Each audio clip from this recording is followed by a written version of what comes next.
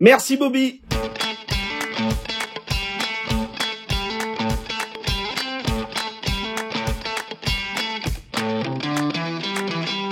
Bonjour, je suis Sylvain Champalou, je suis compagnon tailleur de pierre, et là, actuellement, je suis prévôt de la maison des compagnons du Devoir de Champs-sur-Marne. Moi, j'ai fait un apprentissage de taille de pierre chez les compagnons du Devoir de 2009 à 2011, où j'ai eu mon CAP en alternance. Et une fois que j'ai eu mon CAP, alors j'ai eu mon diplôme bien, mais pas d'expérience. Du coup, je suis parti faire le tour de France chez les compagnons du Devoir. Et du coup, le principe, ça consiste à changer de ville une fois par an, pendant en moyenne 5 ans, et de faire le tour de la France et une année à l'étranger que j'ai faite en Nouvelle-Zélande pour le coup. Donc moi, mon tour de France, il a duré 6 ans. J'ai fait les villes de Blois, Strasbourg, la Nouvelle-Zélande, Nantes. J'ai fait une année un peu particulière à la Fondation de Coubertin dans les Yvelines. Et ensuite, j'ai fini mon tour de France à Saumur en 2018. Et depuis presque 4 ans maintenant, je suis prévôt. Donc prévôt, c'est le directeur d'une maison des compagnons. Donc en gros, moi, je gère la vie de la maison, la relation entreprise des jeunes qui sont chez les compagnons, et de faire en sorte que tout roule dans la maison. Alors, les Compagnons du Devoir, c'est une association de loi 1901, donc à but non lucratif. Et comme toute association, on a un but, c'est de permettre à chaque jeune de s'accomplir dans et par un métier. Donc pour ça, en premier lieu, on va proposer un apprentissage en alternance aux jeunes pour qu'ils apprennent leur métier. Donc sur une formule de 6 semaines en entreprise pour 2 semaines en centre de formation, parce qu'on part du principe que un jeune va plus se former en entreprise et qu'au centre de formation, on va faire du complément et rajouter de la technique. Ensuite, comme je disais, le but, c'est vraiment de changer une fois par an de ville pour voir un petit peu toutes les particularités du métier. Si je prends le métier de couvreur, par exemple, qui est très parlant pour l'explication, un couvreur à Angers, il va poser et il va tailler de l'ardoise sur les toitures. À Paris, il va faire du plomb ou du zinc sur les toitures parisiennes. Et dans le sud, il va poser de la tuile ou faire de l'étanchéité du toit terrasse. Donc, malgré le fait que ce soit un métier, il y a 10 000 techniques, en gros. Donc, voilà. Après, même si je prends l'exemple du tailleur de pierre, à Saumur, on a de la pierre tellement tendre qu'on peut la gratter avec une petite cuillère. Et du côté de Lyon, on va avoir de la pierre très dure que même avec une disqueuse, on va avoir du mal à tailler. Et en fait, sur le Tour de France, on va voir plusieurs structures d'entreprise. Par exemple, moi, je sais que sur mon tour, j'ai fait une boîte, on était 4, moi et le patron compris. Et l'année d'après, j'étais dans une boîte, on faisait partie d'un gros groupe, et dans la boîte, on était 45.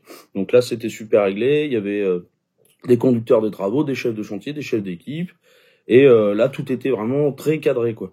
Donc en fait, ça permet de voir énormément de choses, et vu qu'on a un changement de ville chaque année, eh ben en fait, on se remet tout le temps en question, et c'est ça qui fait qu'on qu'on va être très adaptable sur la vie professionnelle en gros. Et pendant qu'on fait le Tour de France, chez les compagnons, on continue de se former.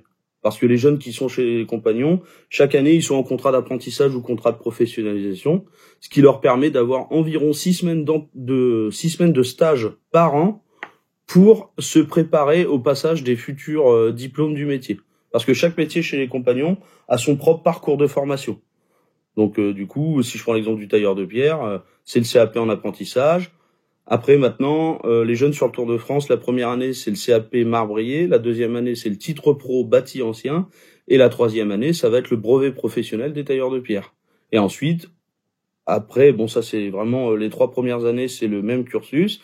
Et après, les autres années du Tour de France, soit on va pouvoir se spécialiser sur un DEUS, qui est une formation sur la gestion d'entreprise et la conduite de travaux, soit sur le BTMS, ou alors sur une formation plus spécifique, on va dire.